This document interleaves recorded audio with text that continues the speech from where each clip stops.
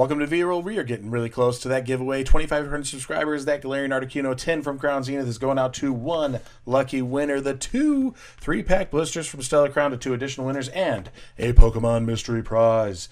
4 winners overall. So 2,500 subscribers. That's all we really need to get to. So what do you got to do? You got to like, comment, and subscribe. Take it one step further and then go over to this video here. That's where you need to leave an additional comment if you haven't already. That's the one where we're entering on, all right? So that's where we're leaving the comment. Then you're entered to win. Multiple comments don't give you any benefits, but I appreciate it if you want to do that. Make sure you're entered there to be a part of the giveaway. Today is our Fight for First Friday. What do? We look back at older sets while we're working oldest into the modern age and just seeing what are the top 10 selling cards of that set. So let's get into it. Here we have the Neo Genesis series we've been going through. We've kind of worked our way back from that original base set there, and now we are on the Neo Destiny, the last of the Neo Genesis series, and looks like Legendary Collection is coming up soon. We have quite a few things here. This is a good one to be looking at. There are some secret rares in there. There are 8 of them. Those numbers seem far from reality now, right? Because we're so used to massive sets of secret rares with the illustration rare and special illustration rares, all sorts of stuff. But quite a few here, and actually a couple things that were a little bit more innovative for this set, and we'll get into that. Just showcasing a few here. The light version of Pokemon here. We did see a shiny previously, Shining Magikarp and Shining Gyarados, but man, they really blew that up in this set with multiple shiny, not just from one evolution line coming out, and those have some crazy prices. But are they the ones that hold up into the top 10? We're going to have to take a look here. In our 10th spot, the Dark Scizor. Now, we saw dark stuff earlier on in that Team Rocket set, the original one, where you'd have Dark Gyarados and Dark Blastoise and Dark whatever. So this wasn't new to us to seeing dark, but moving into the light was a new thing. And these graphs are just really not that useful of what the market value really is. Based on condition, you can look up here, you can look up recent sales on eBay, things like that, but these things don't move that frequently, especially online. These are more the kind of cards, this age of card, that you're going to see at card shows, and you probably want to utilize that to your advantage if you have some sort of metric to go off of there. There's a lot of trust that goes into the different vendors of where they're pricing things at. They've done the research on what they know they need to make. They might be able to work with you a little bit, especially when you get into calling it near mint at this price point with this age. A little risky to be going into that, but a holo rare nonetheless here. And again, we do have first edition as an option. I believe all of these are going to be pulled up as unlimited, which means not first edition, but the unlimited version for the price point.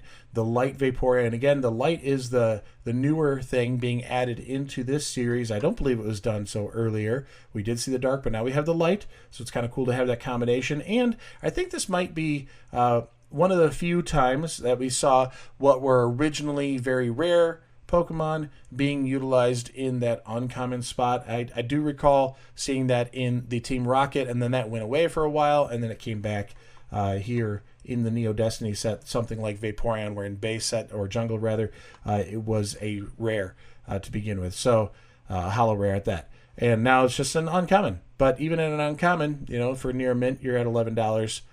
Because it's Vaporeon, the evolutions tend to do well. You get into the first of the Shining here, Shining Kabutops. My goodness, these price points are nuts. The sales data is, in my opinion, when you're looking at this, somewhat useless. I mean, you could look at recent sales, which is going to be very few. I don't know how long TCG Player will hold on to this info and then dump it, but I mean, the only one listed here is going to be from early August. And it's at $220 for that. So market price says $220 based on that. But here's a listing at $470. Shipping better be included. And we have all sorts of stuff here near mint here at $290. And it's graded, so that's a little bit different. They say, how can you say near mint and it's an 8.5 graded? I mean, okay, you could. That's near. Near is relative, I guess. $350 here, and it looks like it's just the card itself. Luckily, people are including some pictures here.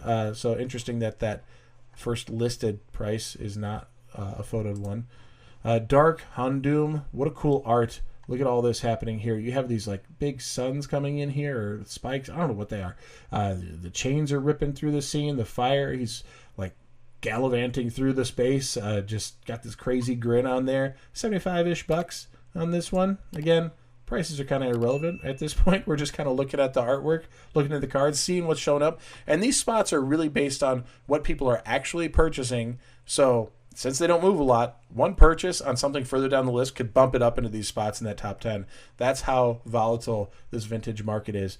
And while we are seeing a lot of these with these, secret rares. I love how they had the stamp there. It looked like 3 little stars or something as their secret rare. And the rares, all these things are a little bit higher prices on these holos, especially the Shining. I mean, even Noctowl, Pokemon didn't give a lot of love to Noctowl for a long time. The Shining Noctowl seems to have some sort of value there. And now we have it in the latest one in Stellar Crown. Do I have that? I do. I have that right here. So in Stellar Crown, we've got that sitting there. With the Noctowl getting a little bit of love. So that's cool. That's the Pokemon Center stamp version right there, which I threw a fit about the way they packed that stuff. I was not a fan. Getting to Light Dragonite here.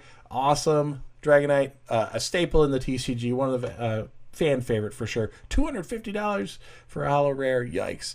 That is a lot of cheddar.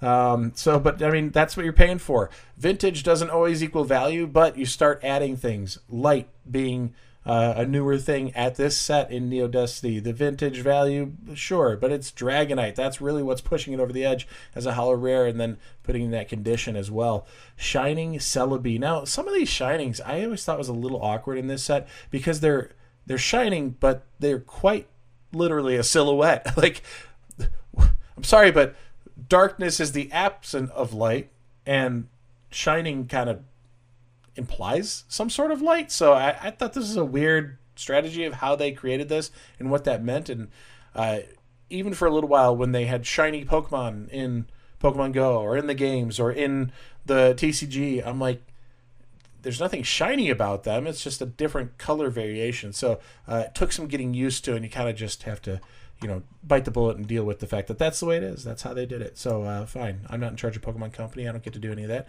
I don't know why I keep looking at these graphs like something's going to change. There's going to be a bunch of sales. Moving on into the Light Togetic.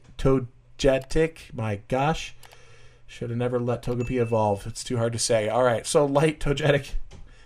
Just this little fluttery flight coming across here. The holo pattern, there's a nice color variation into this like purpley blue, into this pink, magenta, a little bit of yellow haze in there. Kind of nice there. And for a holo rare of this age, not as popular of a Pokemon. Maybe Togepi would be more popular, but not horrible on the price, coming in around that $60 mark.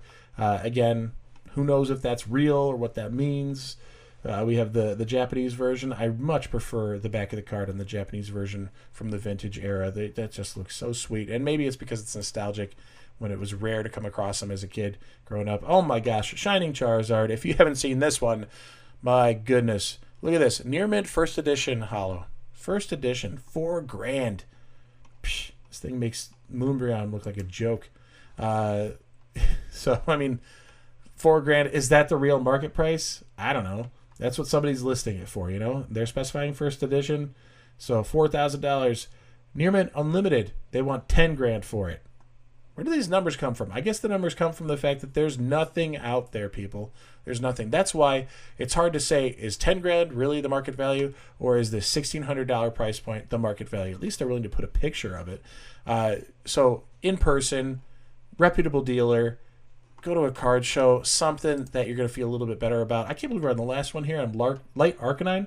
Good to finish on one of the light cards. Again, it was kind of a feature of the set to have that happen there.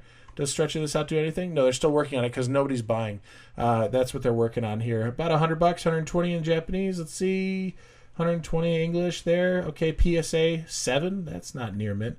In my opinion, it's not Mirror Mint. Maybe it's Pack Fresh these days with some of the quality control. My gosh. Can I just rant any further into other directions that don't make sense in our fight for First Friday? I guess Light Arcanine made it to the top, got first place. Are you going to get first place? Is that possible? Can you do that by entering to win that Galarian Articuno tin from Crown Zenith to 2 3-pack blisters from from a Stellar Crown that I'm giving away, and the Pokemon Mystery Prize. Are you going to get first on that? The first is clearly the tin, but in order, it'll be the tin is first prize. Those 2 3-pack blisters are the second and third prize, and then we have that mystery prize going out to our fourth prize winner. So if you're thinking it's better than a tin, wink, wink, it's not. Just try to be transparent, but you know what to do. Go back to the beginning if you missed it and know exactly how to get through this contest, and make sure you can be a part of it. We're really close, 2,500 subscribers. We got less than 250 to go. Like, let's just crush this thing. Share it out, and like, comment, subscribe, and be sure to tune in every day. Hit that bell because I post 7 days a week. And with that, I'll see you tomorrow. Peace.